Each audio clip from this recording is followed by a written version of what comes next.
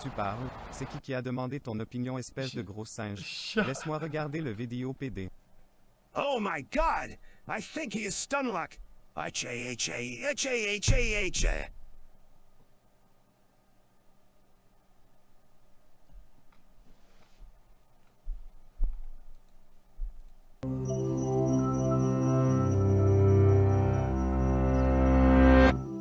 In 1970, marijuana was classified as a Schedule I drug in the United States, the strictest designation possible, meaning it was completely illegal and had no recognized medical uses. For decades, this view persisted and set back research on the drug's mechanisms and United States, the strictest designation possible, meaning it was completely illegal and had no recognized medical uses. For decades, this view persisted and set back research on the drug's mechanisms and effects. Damn.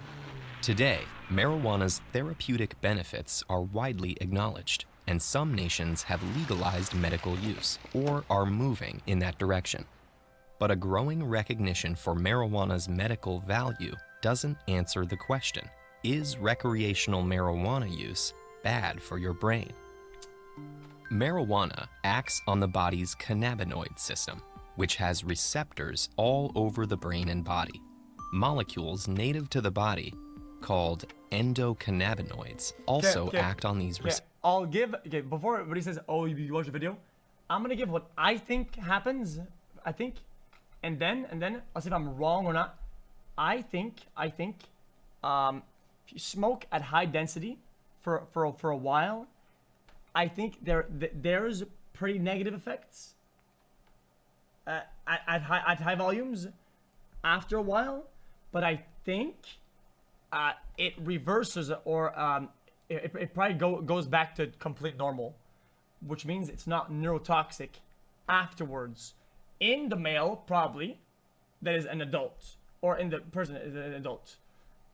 Because it's not neurotoxic, but I think it reverses after, you know, not even a long time, but a certain amount of time of no use. Endocannabinoids also act on these receptors.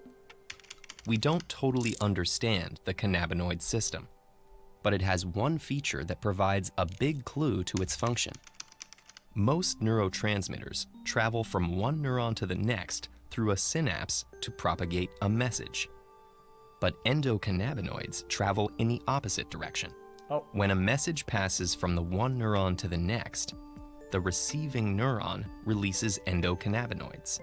Those endocannabinoids travel backward to influence the sending neuron, essentially giving it feedback from the receiving neuron. This leads science. Guys, this is very, very difficult to simplify this concept. Even in drawing, it's really hard to believe that the endocannabinoid system serves primarily to modulate other kinds of signals, amplifying some and diminishing others. Feedback from endocannabinoids slows down rates of neural signaling. That doesn't necessarily mean it slows down behavior or perception, though. For example, slowing down a signal that inhibits smell could actually make smells more intense.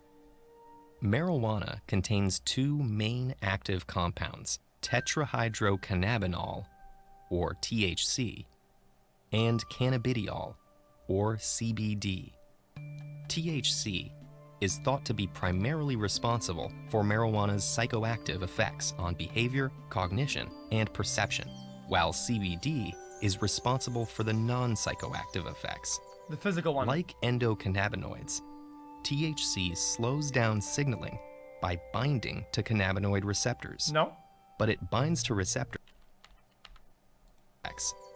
Like CBD is responsible for the non-psychoactive effects. Oh, okay, I get it. Like endocannabinoids, psychoactive, I understand THC now. slows down signaling by binding to cannabinoid receptors. But it binds to receptors all over this sprawling, diffuse system at once, whereas endocannabinoids are released in a specific place in response to a specific stimulus. This widespread activity, coupled with the fact that the cannabinoid system indirectly affects many other systems, means that each person's particular brain chemistry, genetics, and previous life experience largely determine how they experience the drug. That's true much more so with marijuana than with other drugs that produce their effects through one or a few specific pathways. So the harmful effects, if any, vary considerably from person to person. And while we don't know exactly how marijuana produces specific harmful effects, there are clear risk factors that can increase people's likelihood of experiencing them. The clearest risk factor is age.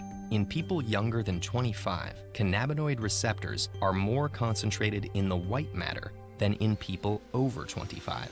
The white matter is involved in communication, learning, memory, and emotions. Damn, okay. Frequent marijuana use can disrupt the development of white matter tracts and also affect the brain's ability to grow new connections.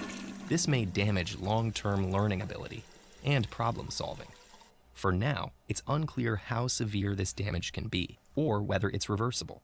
And even among young people, the risk is higher the younger someone is, much higher for a 15-year-old than a 22-year-old, for instance. Well, I'm pretty sure this isn't even like some advanced, crazy fucking concept. I'm pretty sure this is like pretty basic. I don't think it doesn't use. Yeah, nah, it's not true because this is wrong because this. Oceans. Frequent marijuana use can disrupt the development of white matter tracts and also affect the brain's ability to grow new connections. This may damage long-term learning ability and problem solving. For now, it's unclear how severe this damage can be or whether it's reversible.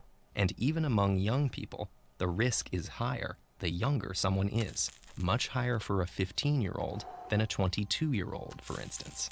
Marijuana can also cause hallucinations or paranoid delusions. Known as marijuana-induced psychosis, these symptoms usually subside when a person stops using marijuana. But in rare cases, psychosis doesn't subside, instead unmasking a persistent psychotic disorder. A family history of psychotic disorders, like schizophrenia, is the clearest, though not the only, risk factor for this effect. Marijuana-induced psychosis is also more common among young adults, though it's worth noting that psychotic disorders usually surface in this age range. Okay, guys, the hallucinations are made pretty crazy here, okay? It's a visual, okay? Settle down, anyway, okay? What's unclear in these cases hallucinations will vary, and it's a wide spectrum of experience. What up? I'm so fucking with this chat saying question mark. Fuck you, bitch! Shut up, man! I'm done for shit. Whether the psychotic disorder would have appeared without marijuana use, whether marijuana use triggers it early, is a catalyst for a tipping point that wouldn't have been crossed otherwise, or whether the reaction to marijuana is merely an indication of an underlying disorder. In all likelihood, marijuana's role varies from person to person. At any age, as with many other drugs, the brain and body become less sensitive to marijuana after repeated uses, meaning it takes more to achieve the same effects. Fortunately, unlike many other drugs, there's no risk of fatal overdose from marijuana, and even heavy use doesn't lead to debilitating or life-threatening withdrawal symptoms if use stops. There are more subtle forms of marijuana withdrawal, though, including sleep disturbances, irritability, and depressed mood, which pass within a few weeks of stopping use. Okay. So, is marijuana bad for your brain? It depends who you are. But while some risk factors are easy to identify, others aren't well understood, which means there's still some possibility of experiencing negative effects, even if you don't have any of the known risk factors. The world's most widely used drug is caffeine. Over 100,000 metric tons are consumed every year